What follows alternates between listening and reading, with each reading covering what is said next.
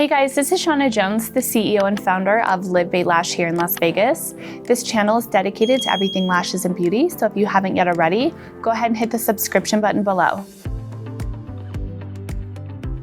In today's video, we are going to be speaking on lash retention and the top 5 lash retention tips. So as a lash artist, regardless of if you're brand new or you're experienced, we all fall into a season of bad retention.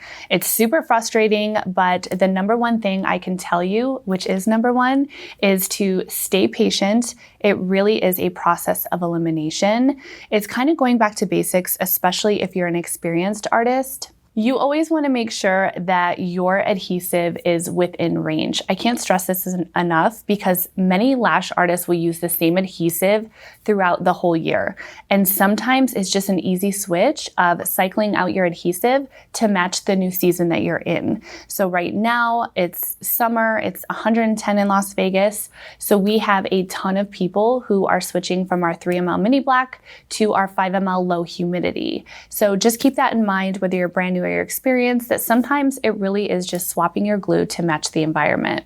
So my third tip is purchasing a hygrometer. This is so important, and as a lash supplier and a lash salon owner, we get so many people that DM us and they're having issues with their adhesive, but they don't own a hygrometer. With a hygrometer, and we've spoke about this before on our YouTube channel, you want to make sure that whatever your hygrometer is reading is what your adhesive is going to be in range with. And you definitely want to make sure that your hygrometer is close knit to your lashing station, so that way it's measuring correctly. You also want to keep in mind, especially as a newer lash artist, that looking at the weather report or looking at, the temperature in your house is totally different than a hygrometer. A hygrometer is going to match the temperature and the humidity right where you're lashing, and that's the most important thing. My fourth tip to any lash artist out there is to make sure that your hand speed matches your adhesive.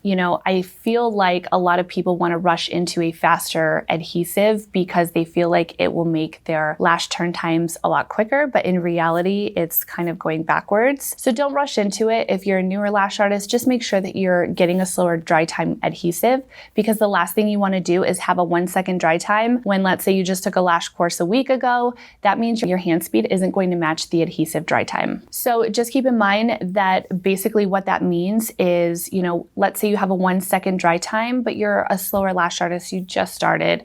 So by the time you dip the lash extension in the adhesive, you have that 1 second to place it on the natural lash.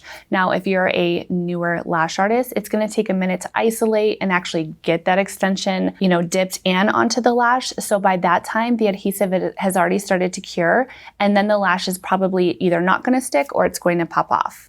So my last tip is basically an overall thing with retention, is basically the process from start to finish. So application, what are you prepping with? How are you placing the lash? What length are you putting on the lash? Is it too long for the natural lash? Are you using pre-mades?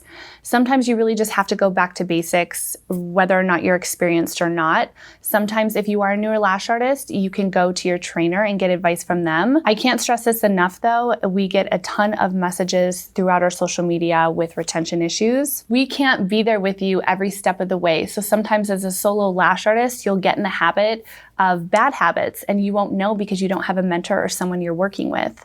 And sometimes that alone can just, fall into retention issues with that. So I feel like if you follow all of these 5 steps, it will help eliminate a lot of retention issues that many of us have.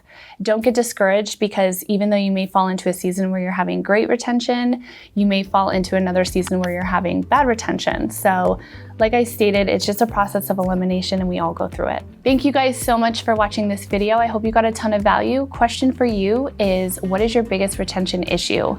Go ahead and comment below. I hope to see you guys in the next video.